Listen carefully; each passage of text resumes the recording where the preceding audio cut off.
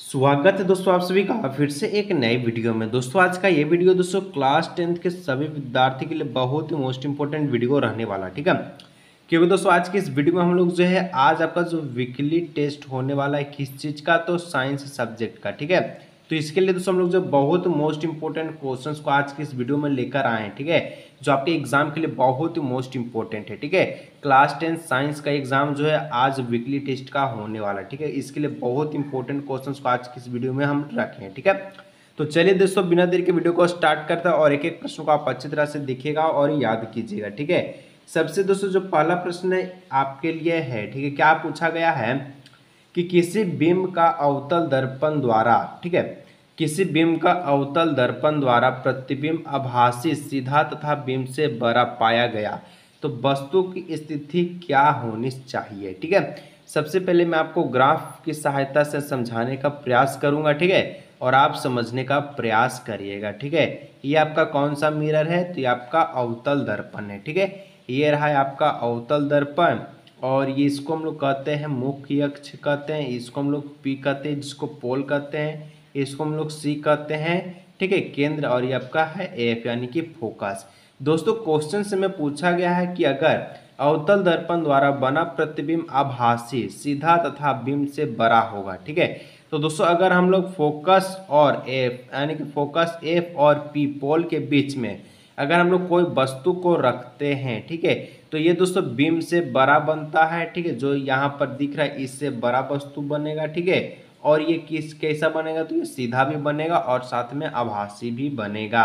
तो यहाँ पर हम लोग कह सकते हैं यहाँ पर कौन ऑप्शन है कि दर्पण के ध्रुव और तथा मुख्य फोकस के बीच में रखे गए जो है बिंब को हम लोग कहते हैं कि आपका सीधा प्रतिबिंब बनाएगा और आभासी बनाएगा, ठीक है। यानी ऑप्शन नंबर डी इसका हो जाएगा करेक्ट आंसर। कोई दिक्कत होगा तो आप नीचे कमेंट कर सकते हैं, आपके लिए कमेंट खुला है, ठीक है। चलिए 2 नंबर, वक्रता त्रिज्या r एवं फोकस दूरी f में संबंध स्थापित कीजिए, ठीक है। देखिए वक्रता त्रिज्या को r कहते हैं और फोकस दूरी को f कहते हैं, ठीक है। ये दोनों के बीच में क्या संबंध है, इसके बारे में संबंध को हिंदी में या फिर हम लोग कहते हैं फॉर्मूला या फिर हम लोग कहते हैं सूत्र, ठीक है। इसका सूत्र क्या हो जाएगा, तो दोस्तों इसका जो सूत्र हो जाएगा वो हो जाएगा f बराबर, ठीक है, क्या हो जाएगा f बराबर r/2। हम लोग जानते हैं फोकस दूरी त्रिज्या का आधा होता है, ठीक है। लेकिन क्वेश्चंस में यहाँ पर आंसर्स में इस प्रकार का ऑप्शंस नहीं है, तो हम लोग क्या करेंगे, हम लोग तिरछा तिरछे गुना करेंगे, ठीक है।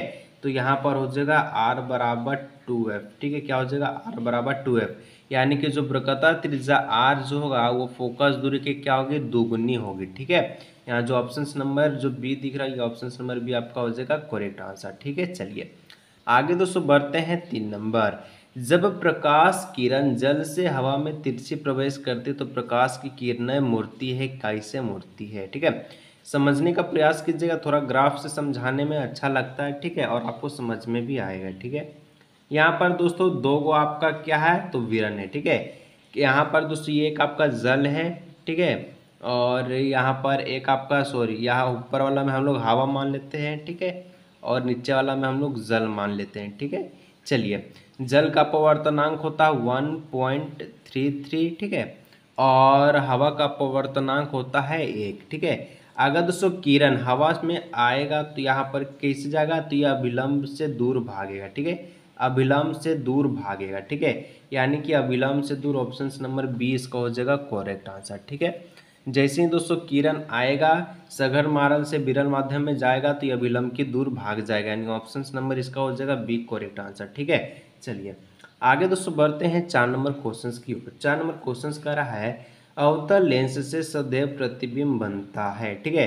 तो अवतल लेंस जो होता है उससे सदैव प्रतिबिंब कैसा बनेगा, तो यहाँ पर अवतल जो लेंस होगा उससे जो प्रतिबिंब बनता है वो सीधा एवं छोटा बनता है, ठीक है। यानी ऑप्शन नंबर ए हो जाएगा सीधा भी बनेगा और छोटा भी बनेगा, ठीक है। चलिए 5 नंबर, लेंस की क्षमता का SI मात्रक क्या हो जाएगा, लेंस की क्षमता, तो लेंस की क्षमता को हम लोग पी से डिनोट करते हैं और पी से डिनोट करते हैं इसका SI मात्रक डायोप्टर होता है, ठीक है। जैसे कोई चश्मा पहनता तो उसको बोलते हैं ना ये 2 डायोप्टर का चश्मा है, ठीक है, ये -2 डायोप्टर का चश्मा, इस प्रकार से हम लोग दिखाते हैं।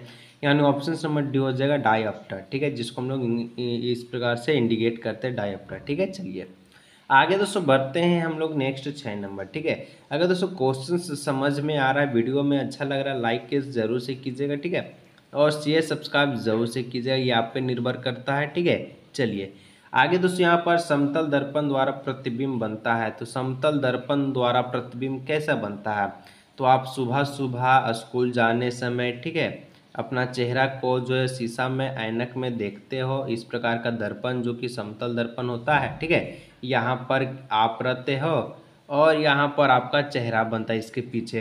तो किस प्रकार का बनता है, काल्पनिक बनता है, आप इसको छू नहीं सकते, खाली देख सकते हैं, ठीक है, यानी ऑप्शन नंबर बी हो जाएगा काल्पनिक, ठीक है। चलिए आप राइट वाला हैंड अपना राइट वाला हाथ हिलाइएगा तो शीशा में लेफ्ट वाला हाथ हिलते दिखता है, ठीक है। चलिए 7 नंबर, मानव नेत्र जिस भाग पर किसी वस्तु का प्रतिबिंब बनते हैं वह है, यानी मानव नेत्र जिस भाग पर किसी वस्तु का प्रतिबिंब बनाता है वह क्या है। तो दोस्तों मानव नेत्र जो होता है जहाँ पर प्रतिबिंब बनता है, ठीक है, जहाँ पर प्रतिबिंब बनता है उसको हम लोग क्या कहते हैं, तो रेटिना या फिर दृष्टिपटल कहते हैं, याद रखिएगा, ठीक है, रेटिना या फिर दृष्टिपटल, ये दोनों नाम आप लोग याद रखिएगा, ठीक है। और ये जितना सारा दोस्तों क्वेश्चंस आप देख रही है बोर्ड एग्जाम 2025 के लिए आपके लिए लक वाला क्वेश्चंस, यानी कि बहुत इंपॉर्टेंट क्वेश्चंस रहने वाला है। चलिए 8 नंबर, मानव नेत्र जिस भाग पर किसी बिंदु का प्रतिबिंब बनता है वह है, ठीक है। तो दोस्तों देखिए मानव नेत्र का न्यूनतम बिंदु होता है 25 सेंटीमीटर और अधिकतम बिंदु होता है इन्फिनिटी यानी कि अनंत। तो यहाँ पर ऑप्शन नंबर ए हो जाएगा 25 सेंटीमीटर, ठीक है। चलिए आगे दोस्तों हम लोग नेक्स्ट बढ़ते हैं 9 नंबर, ठीक है। कहता है कि द्विफोकस लेंस द्वारा किस दृष्टि दोष को दूर किया जा सकता है। द्विफोकस लेंस के द्वारा दोस्तों कौन से दृष्टि दोष को दूर किया जा सकता है, तो जरा दृष्टि दोष को दूर किया जा सकता है, ठीक है। चलिए इस प्रकार से याद रखिए ऑप्शन नंबर बी, जरा दूर दृष्टि को दूर किया जाता है, जो कि अवतल लेंस के द्वारा दूर किया जाता है, ठीक है, अवतल लेंस के द्वारा दूर किया जाता है, इस प्रकार से याद रखिएगा। 10 नंबर, तारों का टिमटिमाना कारण है। तो तारा आसमान में देखते हैं टिमटिमाते रहता है, क्या कारण होता है, तो तारों का टिमटिमाना वायुमंडलीय के अपवर्तन के कारण होता है, यानी ऑप्शन नंबर बी हो जाएगा, ठीक है। इसका बाद दोस्तों हम लोग देखें तो 11 नंबर जो क्वेश्चन है कि निम्नलिखित में से कौन सा पद विद्युत परिपथ में विद्युत शक्ति को निरूपित नहीं करेगा, ठीक है। तो देखिए विद्युत शक्ति में निरूपित नहीं करेगा, तो यहाँ पर 3 फॉर्मूला होता है, एक आपका IR², ठीक है, IR², ठीक है, उसके बाद एक आपका होता है VI और उसके बाद आपका एक होता है VR²/R, लेकिन दोस्तों IR² कभी नहीं होता, यानी ऑप्शन नंबर बी हो जाएगा, ठीक है। चलिए 12 नंबर, प्रतिरोध का SI मात्रक क्या है, तो प्रतिरोध का SI मात्रक ओम होता है, ठीक है, यानी ऑप्शन नंबर सी हो जाएगा ओम, ठीक है। चलिए इसका बाद दोस्तों हम लोग 13 नंबर क्वेश्चंस देखें तो विद्युत चुंबकीय प्रेरणा की परिघटना है।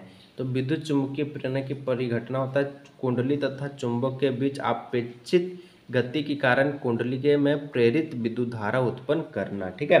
तो दोस्तों यहाँ पर हम लोग 13 तक को देखे, 3 और प्रश्नों को देखते हैं, ठीक है, और उसके बाद आप लोग इस वीडियो को अंत कर सकते हैं। 14 नंबर, गर्म जल प्राप्त करने के लिए सौर ऊर्जा जल तापक का उपयोग किस दिन नहीं कर सकते हैं, ठीक है। तो दोस्तों 14 का ऑप्शन नंबर बी हो जाएगा बादल वाले दिन, ठीक है। चलिए क्योंकि धूप आपको चाहिए तो बादल वाला दिन में धूप थोड़ी ना उगेगा, ठीक है। चलिए 15 नंबर, रासायनिक अभिक्रिया में भाग लेने वाले पदार्थ को क्या कहते हैं, ठीक है। तो देखिए रासायनिक अभिक्रिया में जो भाग लेता है उसको क्या कहते हैं, ठीक है। तो यहाँ जो भाग ले रहा है इसको हम लोग अभिकारक कहते हैं, ठीक है, अभिकारक कहते हैं, ठीक है, अभिकारक, ठीक है, कारक, यानी ऑप्शन नंबर ए हो जाएगा अभिकारक। चलिए 16, शोषण किस प्रकार की रासायनिक अभिक्रिया, तो शोषण दोस्तों एक प्रकार का ऊष्माक्षेपी है, शोषण के द्वारा आप सांस लेते हैं तो ये ऊष्मा प्रदान करती है, ठीक है। तो यहाँ दोस्तों 16 मोस्ट इंपोर्टेंट क्वेश्चंस को देखिए जो कि सारा MCQ क्वेश्चंस था, ठीक है। कोई दिक्कत या परेशानी की बात हो तो नीचे कमेंट कीजिएगा, और सब्जेक्टिव का भी अगर वीडियो चाहते हो वो नीचे कमेंट कीजिएगा। चलिए वीडियो को आज की इस वीडियो को यहीं रखते हैं, मिलते हैं नेक्स्ट वीडियो में।